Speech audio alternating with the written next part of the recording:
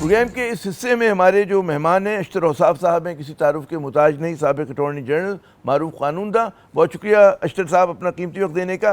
یہ بتائیے کہ آج جو سپریم کورٹ نے فیصلہ کیا ہے 63A کے کیس کے حوالے سے، جو اس کی ریویو پٹیشن تھی، اس نے لوگ کہہ رہے ہیں کہ جی اس کی وجہ سے ہارس ٹریڈنگ کا راستہ دوبارہ کھل گیا ہے اور پھر دوبارہ سے ہماری پارلیمان میں منڈی لگنے لگے گی، دوبارہ سے جو ہے خرید و فروخت شروع ہو جائے گی۔ کیا کہیں گے؟ دیکھیے بڑی سمپل بات ہے، ہارس ٹریڈنگ کا تو دروازہ بند کیا 63A نے۔ اس سے پہلے مجھے کوئی بتا دے، کوئی ناقد بتا دے کہ اس سے پہلے کیا تھا۔ تو 63A ہی ہے جس نے ہارس ٹریڈنگ کا راستہ بند کیا۔ ہارس ٹریڈنگ یہ ہمیں ضرور ذہن میں رکھنا چاہیے کہ ہمارے ملک کی کوئی اختراع نہیں، یہ ہمارے ملک کا اصطلاح بھی نہیں ہے، یہ تو باہر سے آئی ہے، امپورٹڈ ہے، یہ ہمارے ملک کا رواج بھی نہیں تھا اور یہ سارا کچھ نہیں ہے۔ یہ صرف اور صرف اس وجہ سے ہوا کہ دیکھیے جب پارلیمنٹیرینز کو آپ دے دیتے ہیں نا ڈیولپمنٹ فنڈز، آپ پارلیمنٹیرینز کو دیتے ہیں کہ مراد دے دیتے ہیں، یہ ہے تو اس کے اندر ایک اٹریکشن ہو جاتی ہے۔ تو وہ ہے جو مورد بنتی ہے، جو وجہ بنتی ہے کہ آپ جو ہے وہ ان مراد کے لیے یا ان چیزوں کے لیے سوئچ کرنے اپنی لائلٹیز کو۔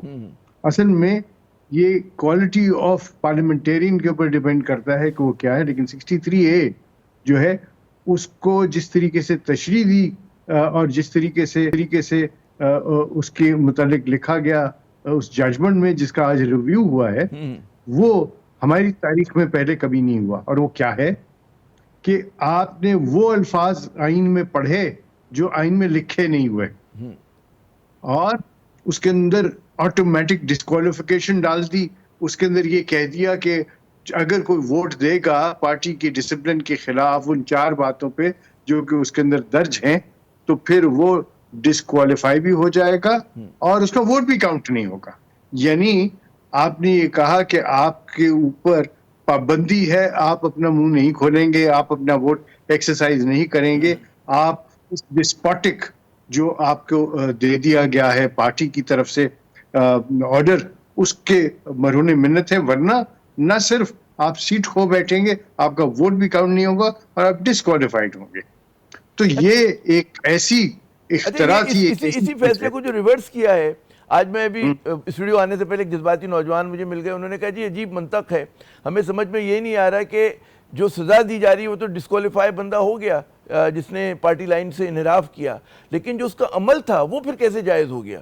تو بعض جو ہیں مطلب یہ ایک کہتے ہیں نا جائز سوال لوگوں کے ذہنوں میں ہے کہ اگر وہ مطلب شخص کو سزا مل رہی ہے تو اس کے ایکٹ کو کیوں نہیں مل رہی، اس پہ پابندی کیوں نہیں ہے؟ جی بالکل ٹھیک۔ سزا کس چیز کی ملتی ہے؟ جس کا وہ مرتکب ہوا ہے۔ جب وہ مرتکب نہیں ہوا تو اس کی سزا کیسی؟ پہلی بات۔ دوسری بات یہ ہے کہ اس نوجوان کو یہ سمجھنا چاہیے کہ اگر آپ ایک پارٹی کے پلیٹ فارم سے الیکشن لڑ کے آئے ہیں تو اس کا یہ مطلب نہیں ہے کہ آپ اس کے مرہون منت ہو گئے۔ پارٹی آپ کے مرہون منت ہے اور آپ کا کام ہے پارٹی کے لیڈر کو چیک کرنا، لیڈرشپ کو چیک کرنا۔ اس کا مطلب یہ ہوا اگر وہ بات مان لی جائے کہ آپ کا ووٹ بھی کاؤنٹ نہیں ہوگا تو کوئی پارٹی کے اندر سے نہیں اٹھ کے کہے گا کہ یہ کام غلط ہو رہا ہے اور ہم تحریک عدم اعتماد لے کے آ رہے ہیں۔ یا کوئی آدمی ایک اچھی جو تجویز ہے قانون کے متعلق، آئین سازی کے متعلق، مثلا ایک تجویز ہے اور میری تجویز ہے، اور وہ تجویز کیا ہے؟ جو اسپیشلی ایبلڈ لوگ ہیں ان کے فنڈامنٹل رائٹس جو ہیں وہ ریکگنائز کیے جائے، الگ سے ہیلتھ کو فنڈامنٹل رائٹ ڈکلیئر کیا جائے۔ ایجوکیشن تو فنڈامنٹل رائٹ ہے ہی، لیکن ایجوکیشن کی فراہمی جو ہے اس کو فنڈامنٹل ڈکلیئر کیا جائے، اور لوکل گورنمنٹ الیکشنز جو ہیں ان کو یقینی بنانے کے لیے آئین میں ترمیم کر کے یہ کیا جائے کہ 5 برس کے بعد یا 4 برس کے بعد لازمی طور پہ ہوں گے، ان کا ٹینیور کیا جائے۔ تو یہ اگر باتیں نہیں پسند آتی، فار انسٹنس تحریک پاکستان کہہ لیجئے، ان کے لوگوں کو پسند نہیں آتی، یعنی ان کے سٹیزن کو نہیں پسند آتی، کیونکہ وہ پاکستان بچاؤ پارٹی کی ہے جو امینڈمنٹ جو ہے پروپوزڈ، تو وہ اپنی مخاصمت میں ایک اچھی جو ترمیم ہے اس کو وہ اپوز کریں گے، اور اگر کوئی اس کو کرنا چاہے تو وہ تو نہیں کر سکے گا نا. اس آرگیومنٹ کی جو آپ فرما رہے ہیں یہ بالکل بہت ہی کہتے ہیں نا کہ زوردار آرگیومنٹ ہے، اور جو میچور ڈیموکریسیز ہیں وہاں پر ہوتا ہے لوگ اپنی مرضی سے ووٹ بھی دیتے ہیں. تو کیا پھر اس اگر اس روشنی میں دیکھا جائے تو پوری ٹریسٹ کی ضرورت ہی نہیں ہے؟ پھر مطلب ہے کہ لوگ ضمیر کے مطابق فیصلہ کریں، اس میں ٹھیک ہے ایک آدمی نے اگر ضمیر ادھر ادھر کر بھی دیا تو فرق نہیں پڑتا، لیکن ہمیں یقین رکھنا چاہیے کہ اراکین پارلیمنٹ ہمارے سارے آنریبل ہیں میجورٹی، اور وہ ضمیر کے مطابق ہی فیصلہ کرتے رہیں گے. یور کامنٹ سر؟ ہاں، اس کا 63A کا مقصد کیا ہے؟ دیکھیے 63A میں پارٹی کا جو لیڈر ہے جب وہ کوئی کریڈ دے گا، کوئی آپ کو کہے گا کہ آپ نے یہ کام اس طریقے سے کرنا ہے، آپ نے منی بل کو جو ہے وہ سپورٹ کرنا ہے یا یہ ساری چیزیں کرنی ہیں، تو منی بل کو سپورٹ کرنا، آئینی ترمیم کو سپورٹ کرنا، پرائم منسٹر کے خلاف عدم اعتماد لے کے آنا، چیف منسٹر کے ساتھ عدم اعتماد لے کے آنا، اس میں یاد رکھیے اس کا آٹومیٹک ڈسکوالیفیکیشن 63A میں نہیں ہے. اس میں ہے کہ جو پارٹی لیڈر ہے وہ شو کاز دے گا، شو کاز سننے کے بعد ہو سکتا ہے وہ کہے I totally agree with what you have done, تو اس کے اظہار رائے کے اوپر پابندی نہیں ہونی چاہیے، درست. لیکن اس کو حق بھی ہونا چاہیے کہ وہ اپنے اس عمل کو ڈیفینڈ کر سکے.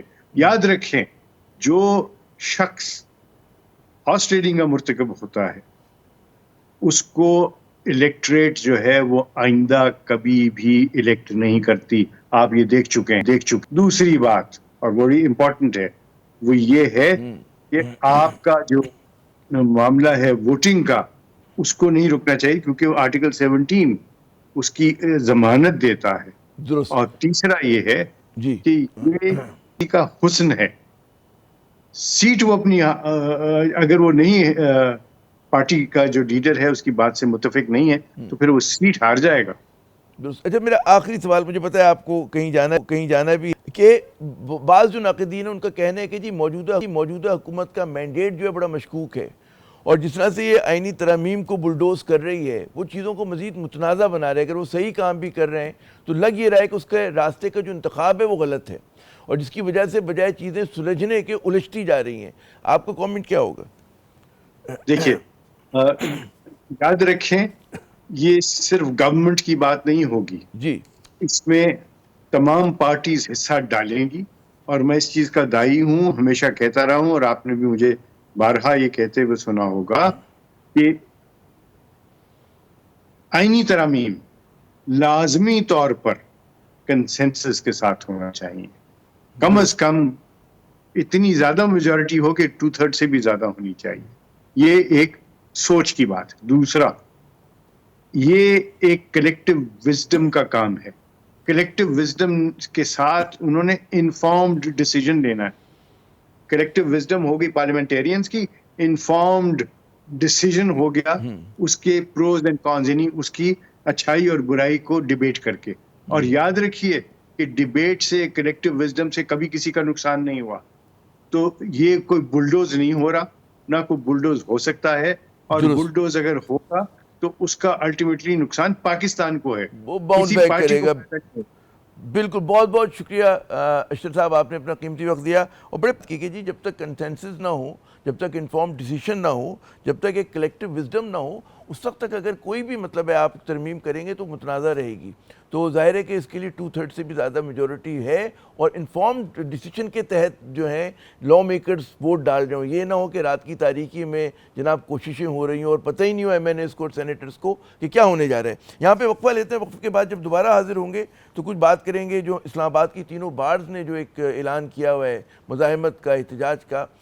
ہمارے ساتھ موجود ہوں گے ان کے نمائندے، ان سے پوچھیں گے کہ ان کے کیا ارادے ہیں اور کیا ان کی منصوبہ بندی ہے. ہمارے ساتھ رہیے گا.